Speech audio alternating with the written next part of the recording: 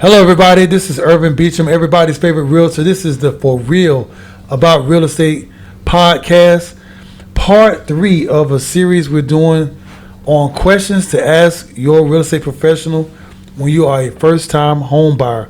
Now, in part 1 and part 2, we talked about what to do before you submit your offer. We also talked about things to look for once you found a home that you're interested in. And in today's podcast, we're going to talk about conversations that you need to have with your real estate agent before you submit an offer, or as you're in the process of submitting an offer. But before we get to that, I want to remind you that these questions are on my website at www.irvinbeacham.realtor. Go to the buyer section, and you can find the questions to ask a real estate agent on that page. So, we also want to remind you to like, share, and subscribe to this channel. Hit the bell notification so that you never miss an upload, and subscribe to our podcast wherever you listen to podcasts. So, with that out of the way, let's get down to these questions. This is part 3. These are the questions you want to ask your real estate professional before you submit an offer. So you're going to have this conversation before you submit an offer so that you and your real estate agent is on the same page and that you get the maximum that you can get when submitting an offer. Now, I am in beautiful Tampa, Florida. So if you are listening to this podcast anywhere other than Florida, you're going to have to check with your real estate professional on some of these things that we're doing, because I don't know those markets.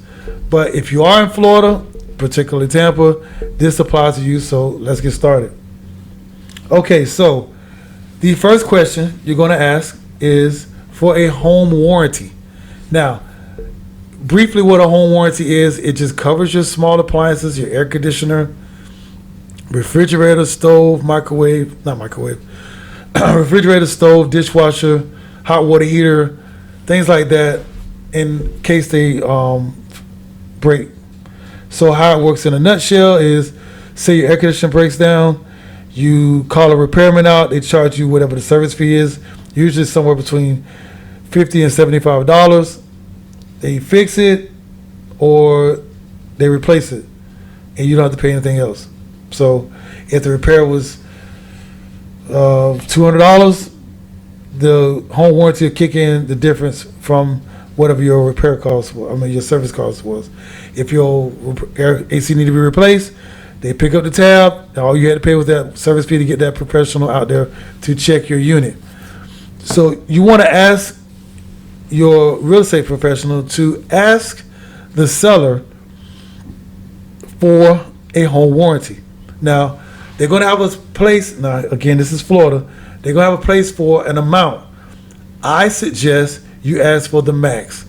Ask for $600. Tell them that you want to have a home warranty up to $600, and that'll get you the max in most cases. Now, it's not going to be every case, but $600 worth of coverage covers you for a year, and that should be pretty close to the maximum amount, if not the maximum, and that protects you better. Now, really quick, the seller does not have to pay for that home warranty. I repeat, the seller does not have to pay for that home warranty for you. But the seller will 100% not pay for that home warranty if you don't ask. So I suggest you ask your real estate professional to add a home warranty in. Also ask them if they know any good home warranty companies. If not, you know what to do. Google it. Google home warranty. Contact them. I say contact 2 or 3 of them in your town. See which one you like the best, which one has the best coverage. Some offer 13 months instead of 12 months. That might work better for you. So do your homework, but get that home warranty. Most buyers that I've talked to never even heard of a home warranty, and it's something that you can ask before you submit an offer that can be put in the offer as you submit it, which a lot of times you get it. Sometimes they pay some of it, sometimes they pay the whole thing, sometimes they don't pay any.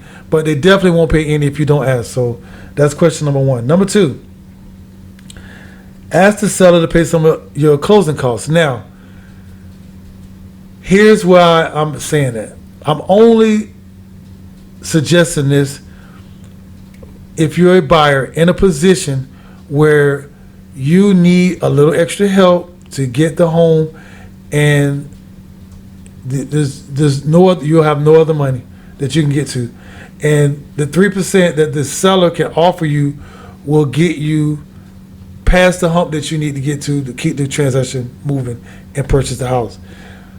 You don't want to ask for this if you don't need it.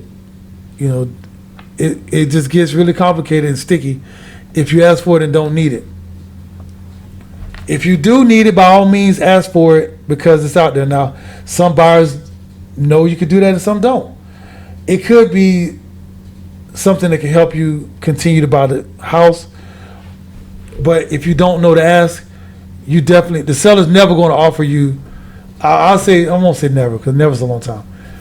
If that seller has a listing agent that's not savvy enough to say, hey, what if we offer 3% towards your closing costs? Can you buy the house then? If you don't have a savvy agent like that, 9 times out of 10, they're not going to offer it to you, and you could possibly not get the house for a little bit of money that you could have asked for from the beginning. So just keep in mind, you are allowed to ask the seller for up to 3% in most cases.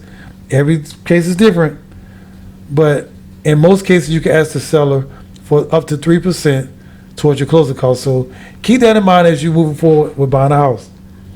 The next question, number 3, ask for the maximum inspection days, and here in Florida, it's 15.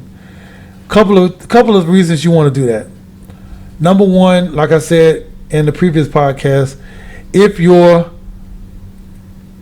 home is older than 1978, pre-1978, you're probably and you decide that you want a lead-based paint inspection because it could be pre-1978 totally remodeled, and you don't want to even do it. You like, I'm not gonna waste my time with a lead base. But let's say that it is something that you say, hey, wait a minute, just to be on the safe side, I want a lead-based paint inspection. That's not a common inspection. In my experience, sometimes you have to really dig to get a home inspector that will do it, and then it may or may not be scheduled in the time frame that you need it. So you want to get the max and be ready to possibly get an extension should you need it. But the other reason you want to ask for 15 days is because you want your agent to do that, because most transactions that I've done here in Tampa, the seller only wants to give you 10 days. So if you put in 15, they're going to kick back and say, oh, no, they only want to give you 10 days. They don't know why you need 15. They only want to give you 10. Give them 10. It makes the seller feel like they won the battle. So you give them like a little win, and then you kind of get the things that you want. So like that home warranty. So you're gonna load your contract up with all kind of things that you want, but be prepared for them to kick back on some of those things. And sometimes they don't.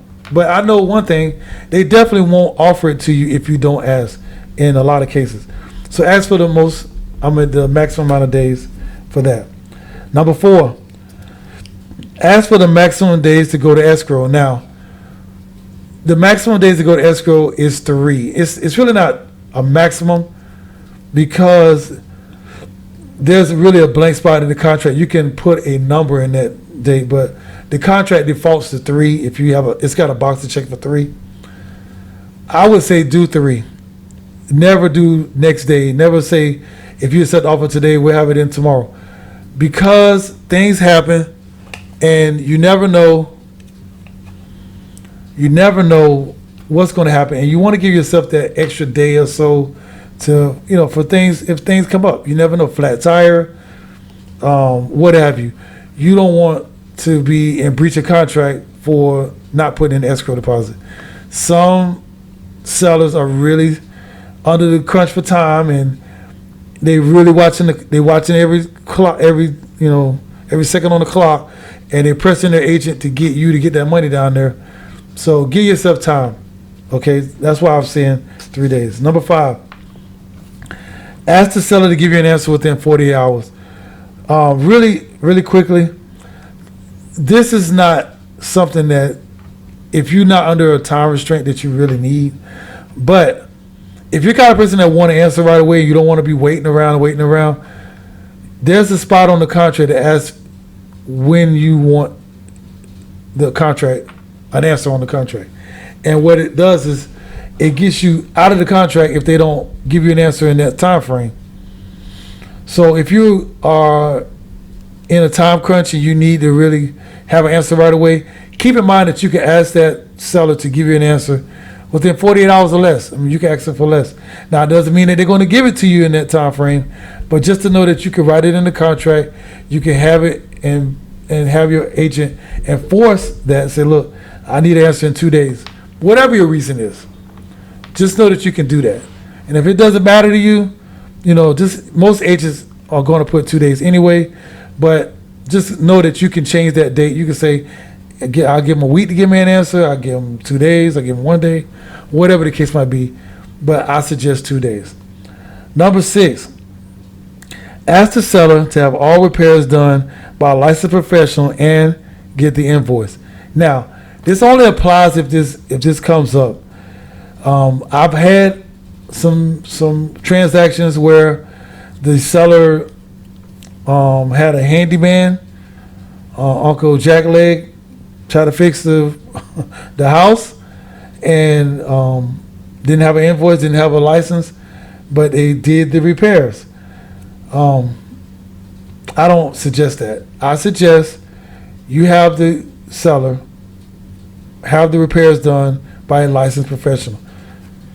Point blank, period. Never have them use anybody but a licensed professional.